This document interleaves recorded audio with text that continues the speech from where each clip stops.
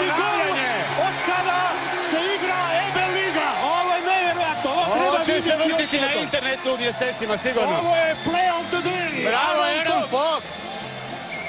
To je prije nekoliko godina, sigurno znaš da je izašlo na internetu taj pogodak u juniorskoj ligi u Kanadi.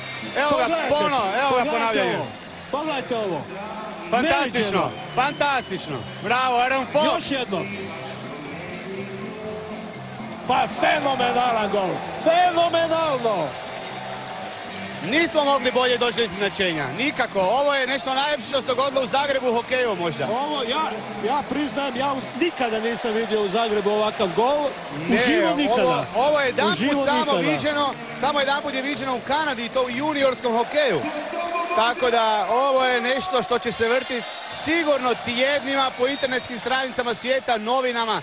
Svi vidjet će Mjedeščakov znak i ovakav zgoditak Foxa. I spominjati